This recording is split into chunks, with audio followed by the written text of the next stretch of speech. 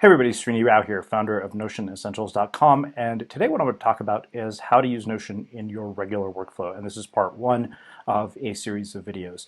So before you can actually figure out how to use Notion in your workflow, we have to actually define what workflow is. And so I've actually dissected workflow into three basic layers.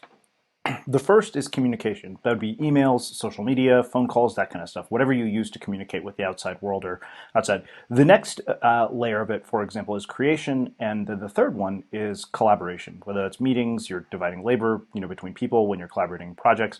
So these three things are sort of the main things that you want to keep in mind when you're thinking about what your workflow involves every single day. And one way to figure out what your day-to-day workflow is just to make a list of everything that you've spent your time on for the last week or two. And I broke it down into these three categories, but you might have other categories that make more sense for whatever your workflow is. After you identify what the various things that you've spent your time on are, basically what fall into the various categories, then what you want to do is you want to make a list of all the tools for every single task that you're working on. So for example, in this case, you see here that, okay, I write emails using Gmail. That's not possible in Notion, unfortunately, right now, because of the fact that they don't have an API where their Zapier is opened up. Social media, we can't compose tweets or share things via social media in Notion yet, but we can write that kind of stuff. Of course, creating content, for example, things like outlining this video, writing blog posts, all that stuff. That's all possible in Notion. Phone calls. Well, we have to use our phones to make phone calls. We can't make phone calls using Notion.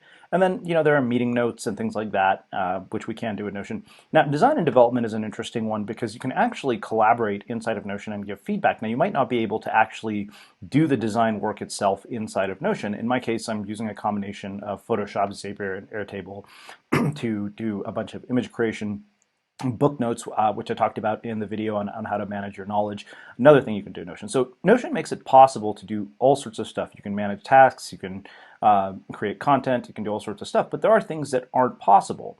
And so before you can start to figure out how to make Notion part of your regular workflow, it's important that you basically make a list of all the various tools that you're using for each task. The way that I describe it is to basically give every single tool a job. In the same way that you wouldn't hire an employee who sits around your company doing nothing, you don't want to have tools that you're not using for anything. And this is often even a good way to discover redundancy in the tools that you use. After that, what you need to do is figure out what's actually essential. This is actually a framework that comes from Ryder Carroll's book, The Bullet Journal Method, which is a phenomenal book also for organizing information and tasks. He's described it as a mindfulness practice disguised as a productivity system, and it's a fantastic productivity system. And I'll actually do another video on how to combine analog systems with Notion, things like the bullet journal or pen and paper. But this framework of identifying what's necessary and vital and then asking yourself what would happen if you didn't do this is actually a really good way to figure out what's essential. And what we often start to discover in the process of identifying a workflow is that we spend a lot of time on things that aren't essential. So this is really the important part, because if you don't go through this step of identifying what's important and really understanding what the layers of your workflow are, then it's actually really hard to set up your workspace in a way that makes any sense and actually gets you to be able to use Notion effectively in your workflow. So in part two of this video series, I'll actually talk about how to organize information. You can kind of see some of what I've done with that in a previous video on how to manage or how to set up your workspace inside of Notion. So just to recap, basically what you want to do is to look at the various layers of your workflow, make a list of all the things you've spent time on for the last week or two, break them down into three categories. Maybe you might have more categories, but I think that these are pretty good sort of high-level categories: communication, creation, and collaboration. And then make a list of all the tools for every single task that you work on, and then identify what's essential, and then eliminate everything that is not essential. That way, when we get to part two, organizing your Notion so that you can make it part of your regular workflow will be a lot easier.